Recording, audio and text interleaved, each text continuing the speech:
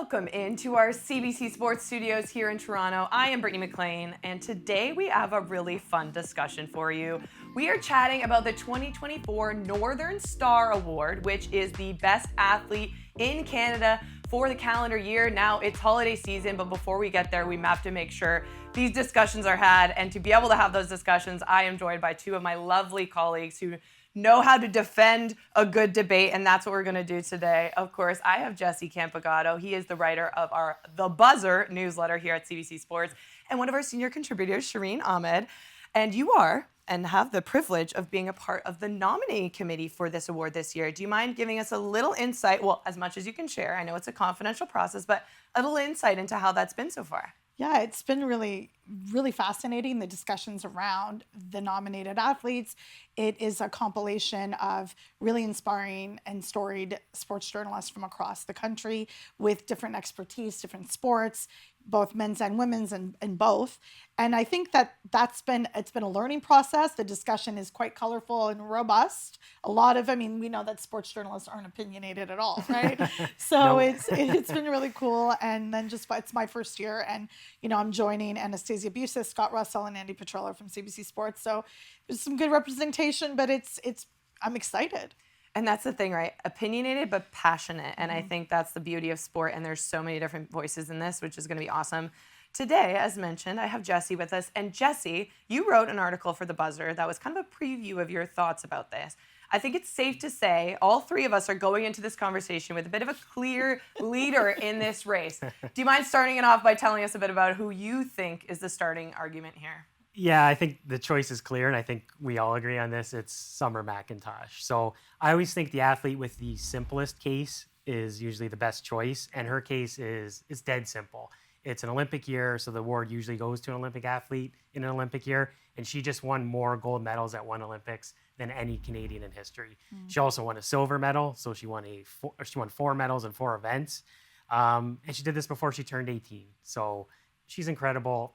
She's the pick. No question. Honestly, we know I'm biased. I was a swimmer, and so it's very clear where my vote goes for this. And I always lean on the side of Olympic sport. On Olympic year, as you mentioned, I think we all would.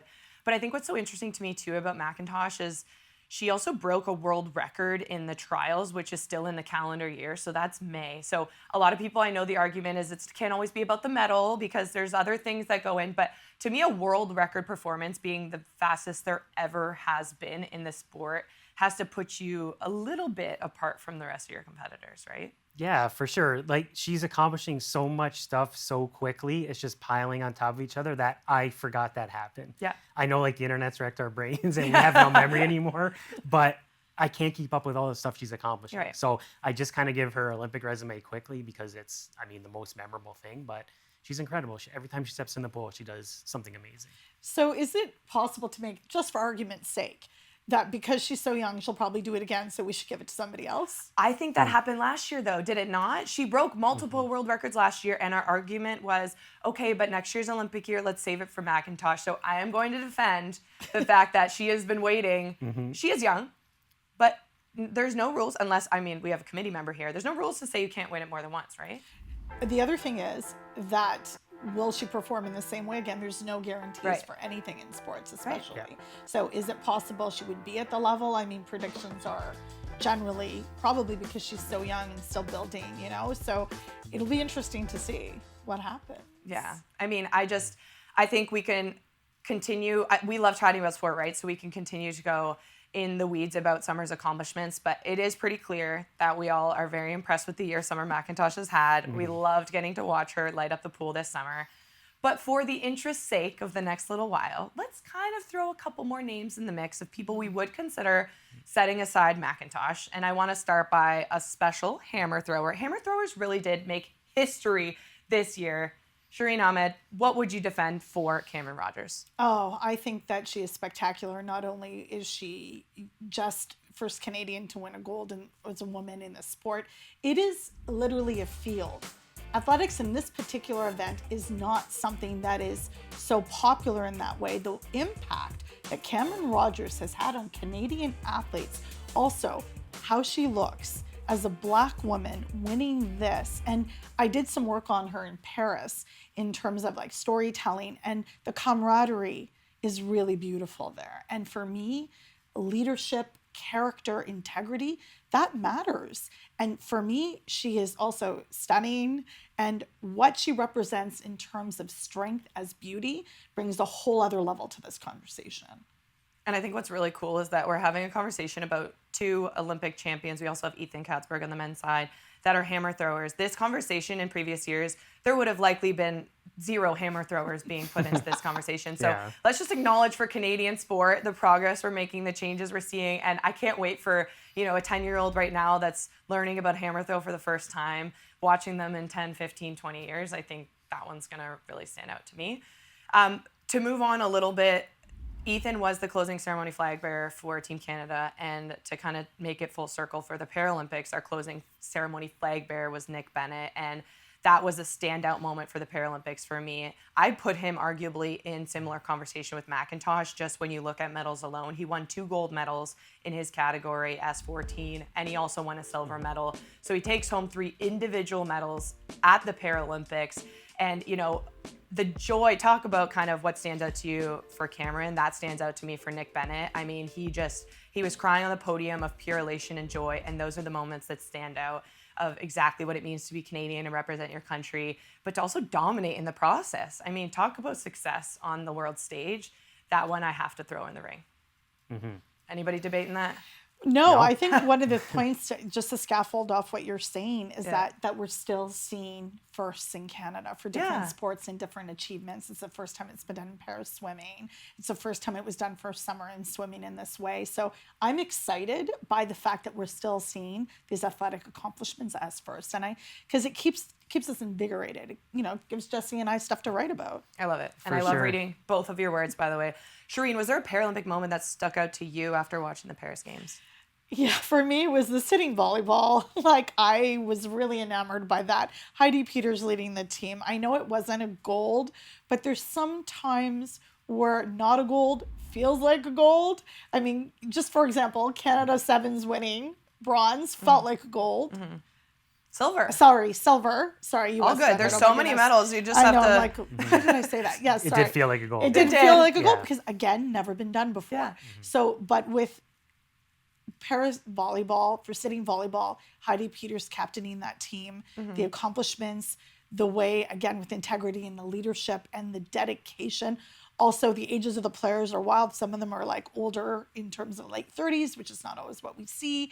And for me, that too, just unifying the country on sitting volleyball is very exciting. I was speaking to people in different volleyball federations across Canada and provincial federations, and the registration for sitting volleyball, because they can also include non-para athletes as well, is rising greatly. And I love that when the idea and implementing para sport into sport generally, there's something for me that really stands out there. And I think on that team specifically, there are so many future leaders of our country.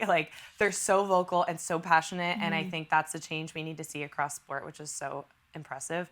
Jesse, I want to talk to you a little bit about your highlight from the Olympic Games. I know there's probably a moment that stands out. You've written about every single day of those competitions, but what was the moment to you that really leaves a lasting impression? Yeah, so for me it was, and I think for a lot of Canadians, it was the men's 4x100 relay victory. Obviously, we've already gone over it. Summer was the best athlete of the year, but to me, that was the best moment of the Olympics. And I think it was because it was so unexpected. So Summer was great, but there was a little bit of expectation behind her. I almost felt more relieved for her when she won the gold medals, which is a weird emotion to feel, happy but relieved. This was pure joy. I did not expect them to even reach the final the way everybody was running. Then they're way out in lane 9. The track's all wet. I was like, okay, we'll see how they do. Hopefully they can make a go of it. And then they win gold. Yeah. And it literally brought me out of my chair. I had tears in my eyes. It was crazy. It was something that I'll always remember. However, a team can't win this award, which is the reason that we kind of haven't put them forth as a candidate. And we can't even really break it down individually because, unfortunately, none of the guys individually really had a good year either, including Andre DeGrasse. So, but it all came together on that day. And that's what I'm going to remember probably most about those They'll Olympics. always have that moment. Yeah. And I think we'll always have that moment too. There's moments that we won't, it's a where were you when moment. I know I was jumping up and down in Canada House. And speaking of jumping up and down in Canada House, there was some other key moments of the Paris Olympics. And I know for you, one of them is a little bit passion driven about a moment that stands out, Shireen, from those games. Yeah, definitely. It was Canada advancing beyond the group stages in what circumstances that were just unsurmountable, or felt that at the time. And you know where you were. We all kind of where were we when the 4x100 men won the relay. I was outside jumping in the newsroom with everybody else. It was wild, but also where I was in the moment when they advanced, because this was a team that essentially was given up on, and that it's not going to be possible, the discussion around them. And then just having Vanessa Gilles as a defender score. And you talked about the joy, the unbridled joy from the relay team. This was a moment of sheer relief post-grief. So we've got the emotions really happening here, but it was also this incredible sense of burgeoning pride. And almost like it was there, it came out. And of course, they didn't medal at all, even though they were defending gold medalists. But the fact that they persevered with determination showed such a strength of character, which I think is a noteworthy thing. Yeah. And definitely a mention, just the entire team, not being able to rely on traditionally a coaching staff, that they would have relied on themselves. And for me, it's not an individual thing, but as a team, what they accomplished coming out of that was a type of triumph. It wasn't like hardware, but it was a particular type of triumph. Yeah, and that women's soccer team throughout all of our memories, I mean, especially coming off of the joy of Tokyo to what they went through in Paris, I think those wins are sometimes the things that will leave the lasting legacy that they've built as athletes, and those moments of triumph, as you mentioned. Jesse, we are going to move on. I'm going to start with you because we have some professional athletes to talk about. And I know we have some amazing Canadians that compete in the NHL and the NFL. Now we have the PWHL, and we also have some NBA players. I'd love to throw some of them in the ring, and I'm starting with you there. What's the athlete you would defend in that general category to start? Yeah, so the winner of this award last year was Shea Gilgeous-Alexander. So if everyone forgets what he did that year, he finished 5th in MVP voting in the NBA. He was 4th in scoring. And then, of course, I think what really put him over the top was what he did for Canada. So at the World Cup of Basketball, he led them to a bronze medal, which the team had never done before. And more importantly, got them into the Olympics for the first time since 2000, when a young Steve Nash was running point guard. So it had been a very long time. So he was maybe not as clear of a choice as Summer this year, but I thought pretty clear this year. So the thing about SGA this year is in the NBA, he was even better. So he moved up to number 2 in MVP voting this year. And his team, the Oklahoma City Thunder, finished 1st in their conference, had an okay run in the playoffs, but ultimately went out. However, I think the reason that he's not quite at the level he was for this award this year is he wasn't able to deliver for Canada in the same way. So, of course, I think we were all expecting the team to make a real run at the medals in Paris. They lost in the quarterfinals to France. So they kind of flopped there, but through no fault of SGA's. He was fantastic in the whole tournament. He was carrying the team. He scored 27 points in that loss to France in the quarterfinals. So I'm not hanging that loss on him, but at the end of the day, the results do matter. And I think that's a reason why he's not really as serious of a candidate as he would have been a year ago, even if his level of play objectively went up. If there was a subcategory for best dressed, he's already been like his level Shireen of dress. loves his swag. He's It like is nice. swaggy. He's a model. Yes. Absolutely. He's a standout in that as well. And I mean, if we're going to talk about everyone, we talked about character and integrity. Why not? He's drippy. And that must be what this email thread back and forth is debating about. Now we get an inside scoop of what it looks like. Yeah. I do want to talk. I just wanted to acknowledge that we've spoken mostly about summer sports so far because it was a summer Olympic year. But there's nothing to say this award has to go summer or winter in any specific year. So let's bring to the ice a little bit. We have a few big hockey stories of the year, and Canadians love their hockey. So maybe let's start off on the men's side. What's the hockey player, Jesse, that stands out to you most? It's the same guy every year. It's always Connor McDavid. We have to do the obligatory Connor McDavid candidacy. I don't think he's won it. If anyone can correct me on that, maybe I'm wrong. I don't think he has, which seems weird because just from a skill standpoint, he might be the most skilled player we've ever seen. So as far as this year, though, it's tough to give him the award because sort of by his standards, he didn't have the best regular season. He only finished third in scoring. But his playoff run was spectacular. So he came within 4 or 5 points of breaking Wayne Gretzky's playoff points record, which was considered untouchable. The number he ended up with, there's only 2 guys who have had more points in the playoffs than him. It's Gretzky and Lemieux. So we're talking like a performance for the ages. He also almost brought the Oilers back from a 3-0 deficit in the Cup final just to get it tied 3-3. Had never been done in like 80 years.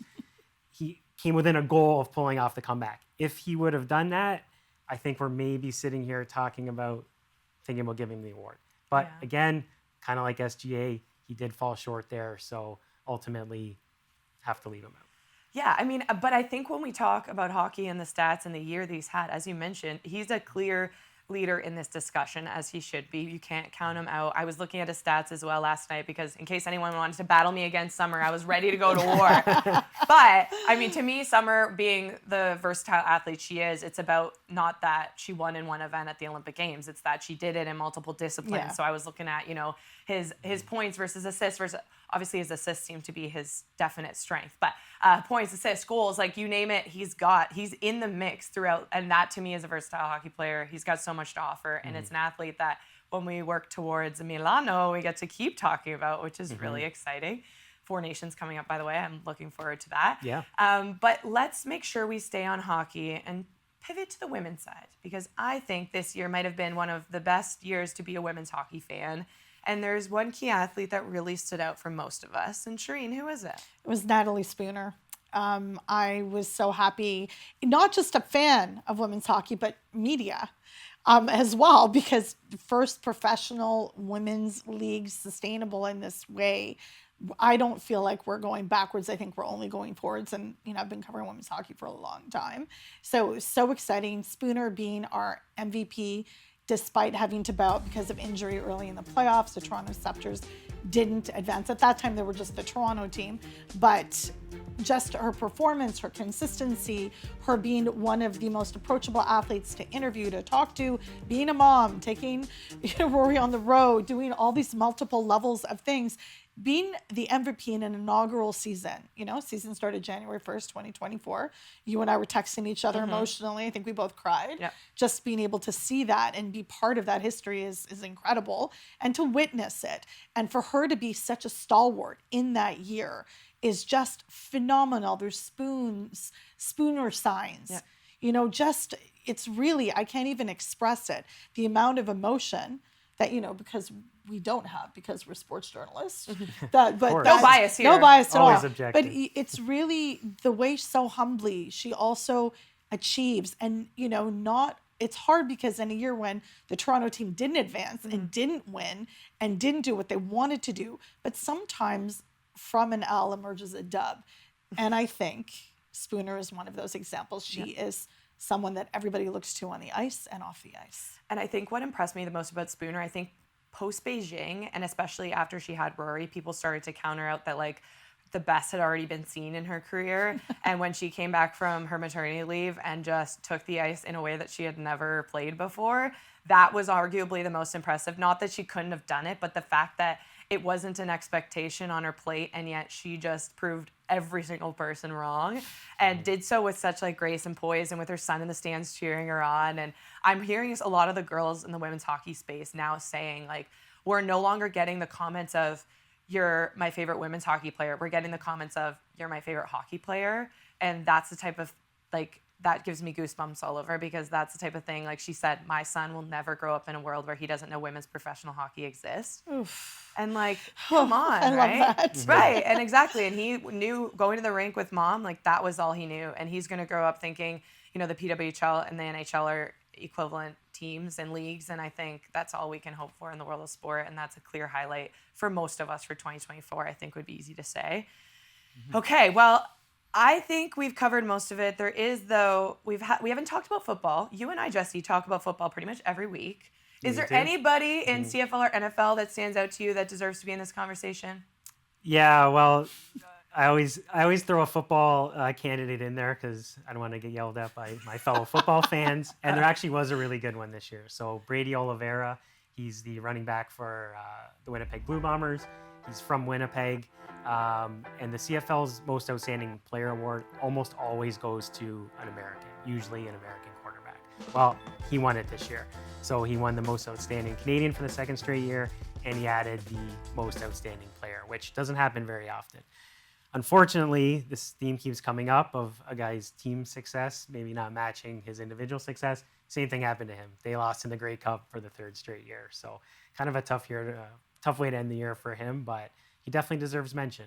Yeah, I love it.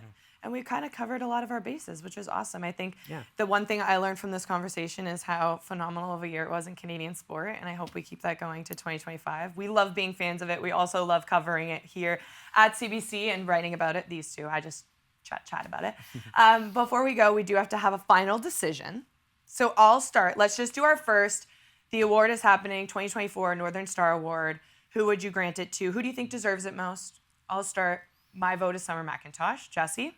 I'll second that. Summer. Hat trick. Hat trick? Yeah. Okay, so we all agree Summer McIntosh. Let's put her completely off the table. If she cannot win this award, or didn't have the year she did, who would be the runner-up for you, or who would you grant this award to? If I'm starting it off, honestly, I think I'm going Nicholas Bennett. I truly believe that his performance at the Paralympics is one that stands out to me as the most impressive this year. So Jesse, go ahead. I'm going to go SGA. I'm going to give it to him back to back. Like I said before, I think he just took his game to another level in the NBA. The NBA is a truly global league. There's players from all over the planet. It's very, very competitive. And he's one of the very, very best players in that sport. It would have been great if we won that medal at the Olympics, but I think he was fantastic. So in a non-summer world, I'm going to go SGA again. And Shireen? Non-summer world, Cameron Rogers, I think because of what she brings to the sport, the impact she's had on community in sport, onto young girls and boys across Canada.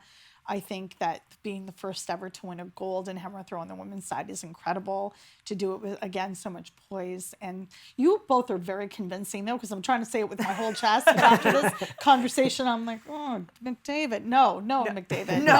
No. Cameron Rogers, I would go with. Also, just a lovely person and really owning herself and her identity and her sport, which is really beautiful to see. Yeah, no, and it was such a fun year to cheer for her and watch her as well. That Canadian team in Paris will leave such a lasting impression on me, and we'll continue to watch what they're able to achieve beyond it. Summer McIntosh, of course, our unanimous vote, but so much more to come. Again, this will be awarded on December 10th, so we'll have to wait and see. Shireen can't tell us anything from now until then, but we look forward to hearing about it. It will be on all of our social channels here at CBC Sports when the winner is announced. And of course, keep watching your athletes, keep following the sports. 2025 is promised to be a huge year. Shireen, Jesse, thank you so much for this chat. It was so much fun. Yeah, it was fun. It was great. Yeah.